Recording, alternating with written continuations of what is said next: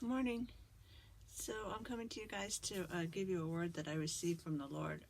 It's kind of a long word, but I've been working on it for about 2 weeks now. Yeah, it looks like I got the word actually 3 weeks now because today's the 24th. Anyway, so I got this word while at church. I'll just read what I wrote down. While at church, God gave me a word for our family and the church. I heard restoration, restoration, restoration.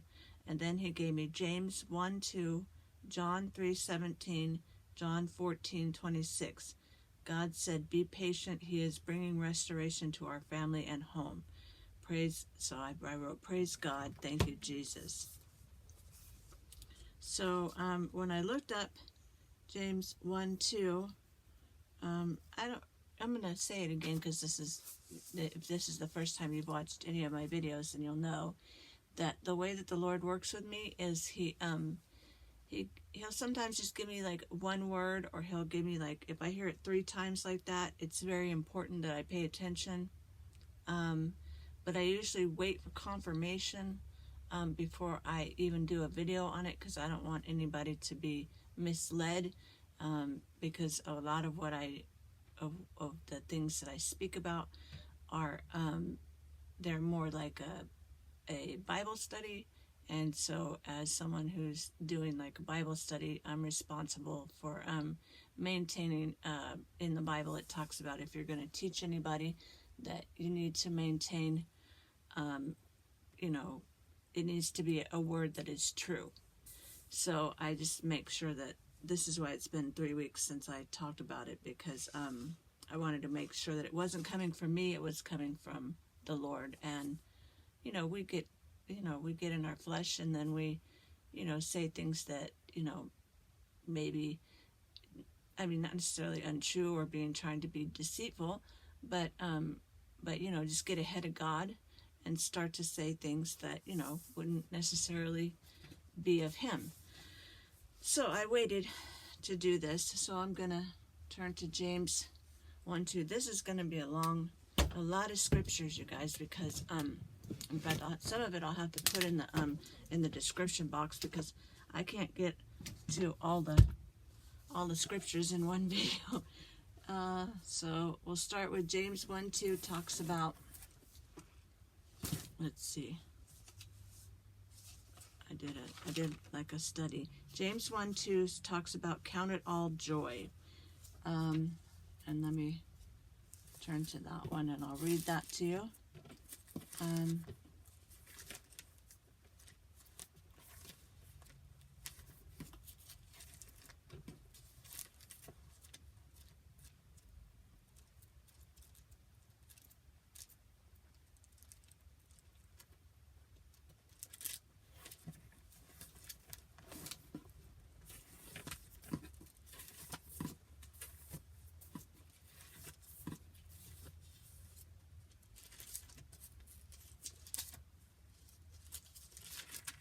James 1:2, and I got all this while sitting in church.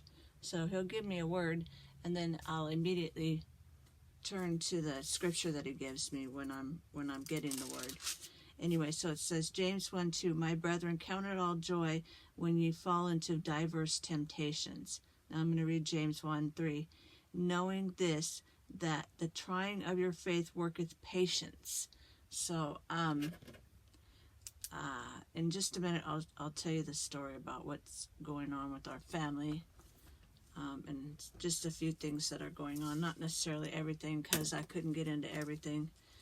John 14:26 says, and I got all these scriptures all at the same time. But the Comforter, which is the Holy Ghost, whom the Father will send in my name, he shall teach you all things, and bring all things to your remembrance, whatsoever I have said unto you. And then John 3:17, which is about Jesus, right? So Jesus sent the Comforter for us. John 3:17, for God sent not his Son into the world to condemn the world, but that the world through him might be saved.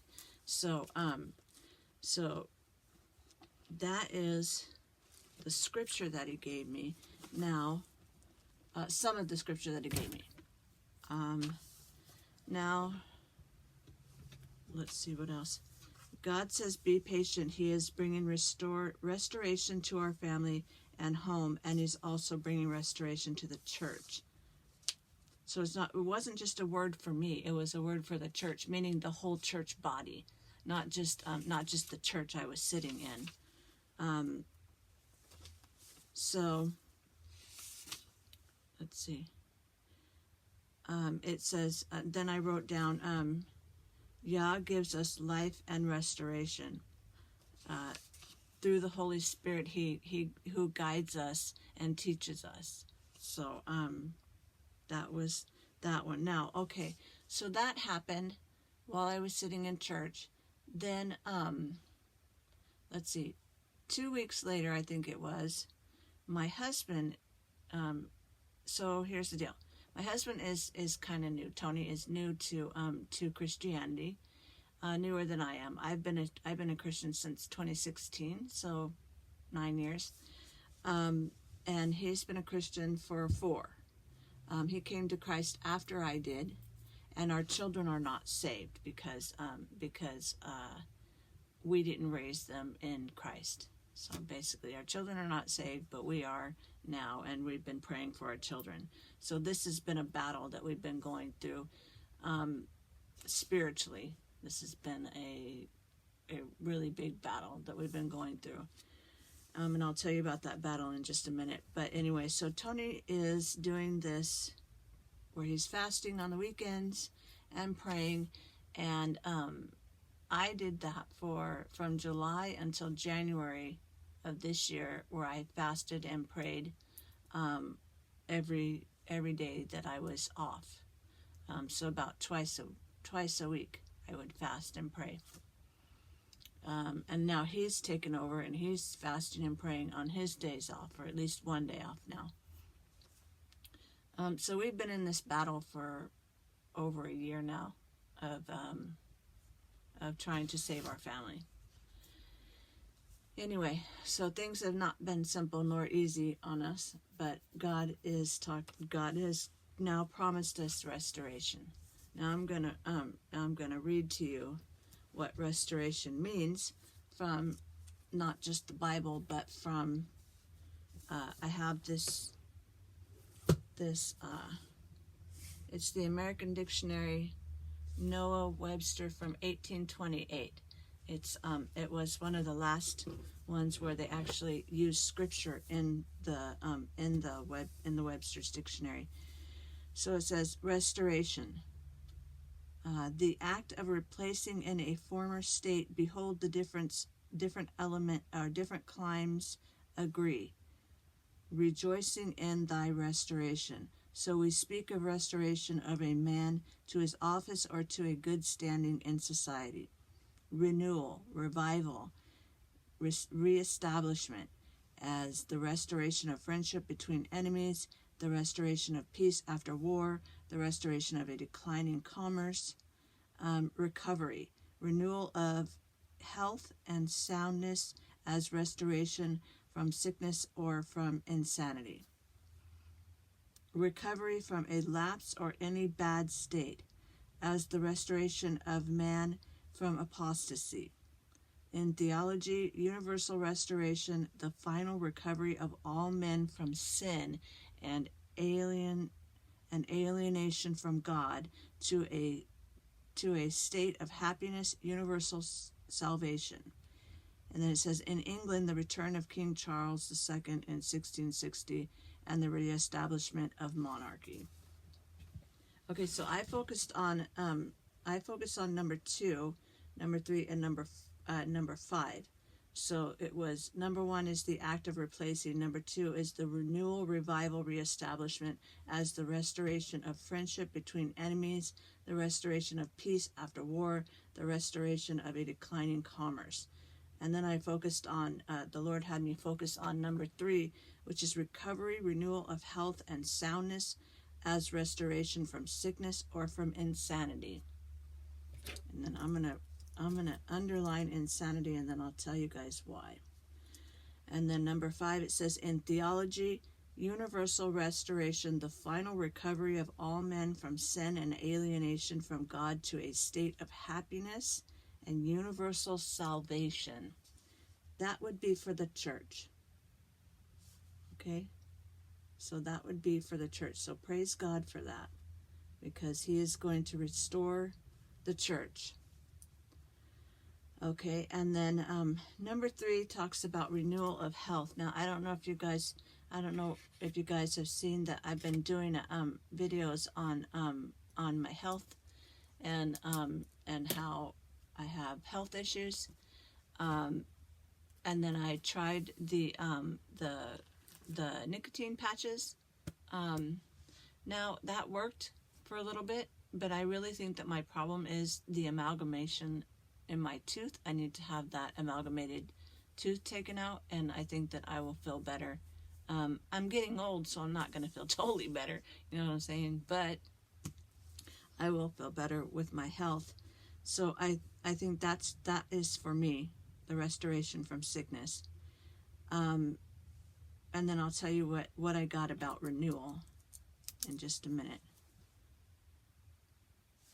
Because I got that word too after I got revival. After I got restoration. Okay, so recovery of health and soundness as restoration from sickness or from insanity. Okay, I'm going to go there. So, my son was in a drive-by shooting last year. Or no, it's been almost 2 years ago now. Someone, it was like a road rage thing. Someone pulled out a gun in LA and on Highway 5, I think it was. No, I don't know. I don't know which highway it was. But anyway, so he was on his way back home from a party because I told you he's not saved. He and his friend were in the car. They were in his car. He was driving.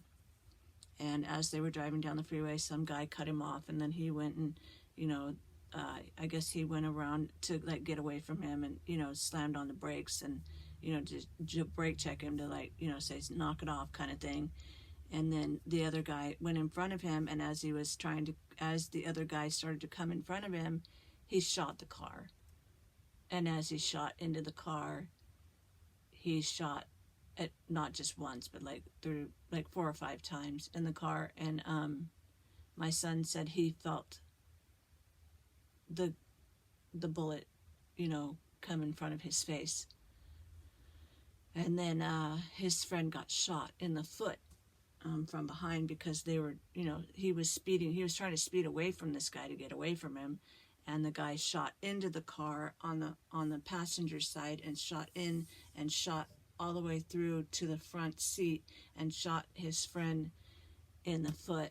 And praise God, they both survived. But my son now has, because he had a few things happen to him before this that kind of have led up to all of this, he's had a break in his mind. He's had a psychotic break kind of thing,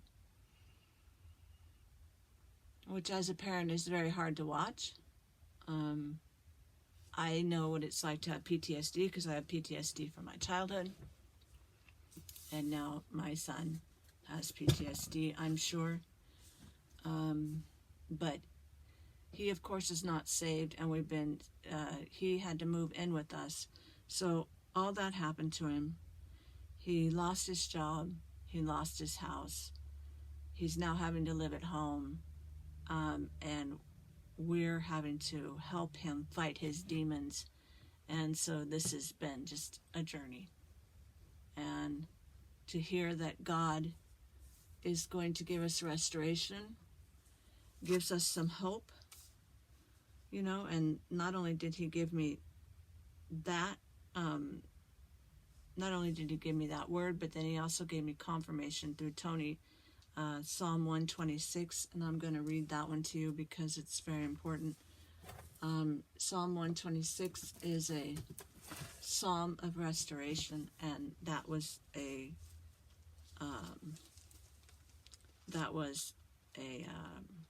psalm that God had given Tony when he was praying. So when Tony was saved, he had a hard time understanding the gift that God had given me about this. Just giving me words, and then he would also give me, like I said, he would also give me, that's so funny. God just brought it to my attention that when I was looking up on 3/6/2025, I was looking up the word restoration to do this video, and one of the words that God had given me was Psalm 126, 5-6. So I'm going to read that. Psalm 126, 5-6. They that sow in tears shall reap in joy. He that goeth forth and weepeth, bearing precious seed, also shall doubtless come again with rejoicing, bringing his sheaves with him. What God is trying to say is that after everything that we've been through, because that's just a little bit of the things that we've been through. There's so much more that, like I lost my dog this last week, my precious dog. Anyway, I'm not going to talk about that one.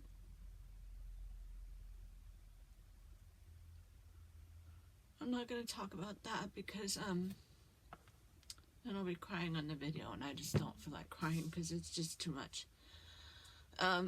Anyway, like I said, there'll be joy that will come. And I believe that God is going to bring us joy. But the last thing that I wanted to say was when Tony came to, the last two things I wanted to say was when Tony came to Christ, one of the things he didn't understand because he didn't have the Holy Spirit yet, he hadn't been baptized in the Holy Spirit. He didn't understand the gift that God had given me, that he would show me things in advance of like when the COVID thing happened, in advance of like, Jezreel, whenever that when God showed me that, and a few other things that God has shown me that have come to pass, dreams that I've had and stuff like that. So he didn't understand it. So I asked God to show him, the gift that he had given me so that Tony would understand, I wasn't making this stuff up, that I don't have there's no reason for me to make it up. I'm not getting famous off of this. You know what I'm saying? Like, I'm not making any money off of this. I'm doing it out of obedience to Christ. There's nothing I get out of this except to be obedient to Christ and, hopefully storing up treasures in heaven. That's it. Anyway, so, in fact, it just brings scrutiny to me. It just brings, people don't believe you whenever you say things, and, they think you're a little crazy, a little whacked out, oh yeah, sure, you're hearing from the Holy Spirit. And that's what he did to me for years. And so I asked God, I said, show him what you do with me. And so now, like I said, Tony got Psalm 126, which is a psalm of restoration. And then not only that, but then he saw, as we were watching Times Square Church, he saw that that the pastor on there and one of the ladies was talking about restoration and bringing restoration to herself and to the church and all of that. So I mean, it's like one thing after another. God will just, I'll see that word everywhere, and that's what's happening with him. Is now he's seeing that word everywhere. He's like everywhere I look, I'm seeing that word. And I said, yeah, because that's how God works with me. If he gives me a word, he's going to make sure he backs it up with proof that it is from him. Not that I don't hear his voice and I don't understand his voice. It's that he wants, I asked him specifically whenever he gave me this gift, that he would give me scripture to go with it so I'd know it was him, that it wasn't my own mind, because I have a tendency to be very, how would you say it, imaginative, right? So I didn't want it to come from me. I wanted it to come from Christ. Okay, so this is almost a 20-minute video, so I'm going to cut this short. Now, the last thing I have to say is that, let's see, what date was that? On 3/22, I received another word that coincides with restoration. And it's renewal, renewal, renewal. And then I got Hebrews 6:6. So renewal, what the meaning of it in this dictionary means, and it falls under restoration. So that's how I know it's from Christ. So it falls under restoration. It says restoration is the main word, and then it says number 2 says renewal, revival, reestablishment, as the restoration of friendship between enemies, the restoration of peace after war, the restoration of a declining commerce. So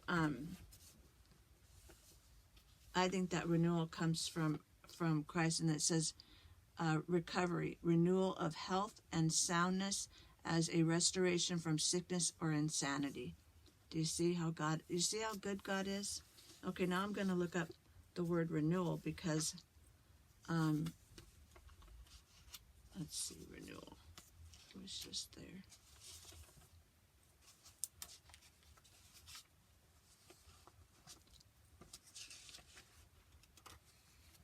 Renewal.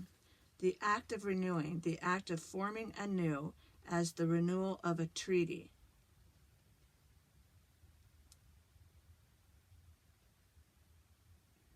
Or renewed, made new again, repaired, reestablished, repeated, revived, renovated, regenerated. Okay, so revival, it says restoration to, okay, number 2 says renovation, regeneration. Number 3 says revival, restoration to a former or to a good state. This is what God is saying, that he's going to restore the church to a new state, to a new, and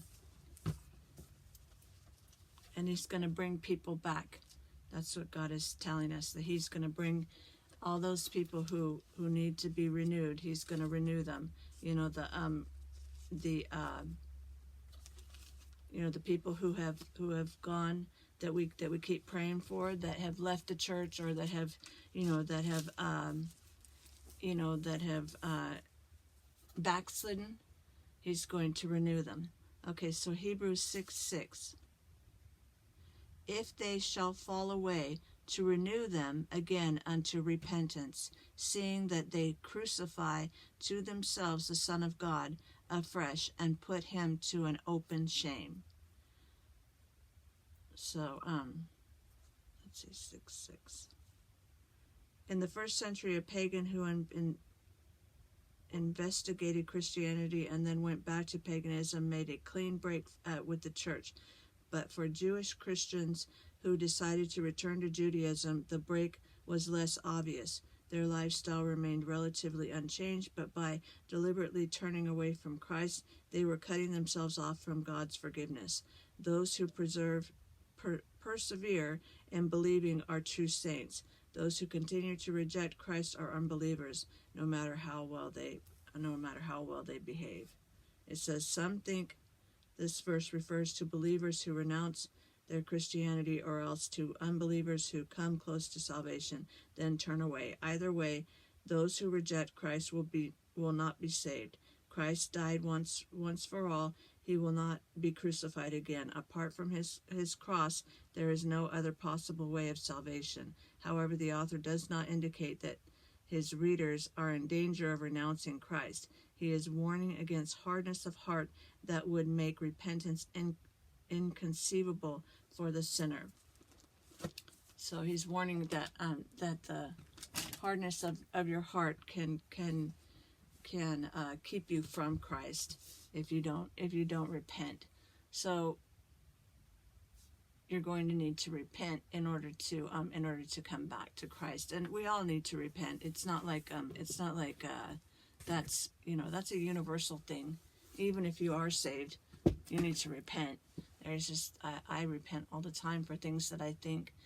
So anyway, and this is a long video, and I apologize for that, but it needs to be, these things needed to be said. God is talking about renewing the church. He's talking about renewing our family. He's talking about renewal of, the lost. And so that's exciting. I mean, even though I've been through so much over the last 2 years, I'm just grateful that he's restoring our family. He's restoring the church. He's restoring the lost. And that's amazing. We serve an amazing God, and I'm just so grateful. If you don't believe in Christ and you need prayer, or if you want to repent from your sins and receive prayer, just leave a comment below, and I'll pray for you. I pray for everybody that comments below. Nobody ever comments below, but well, I do have some people, but anyway. So I'll pray for you, and God bless you. I hope that this has been a blessing. All right, have a blessed day.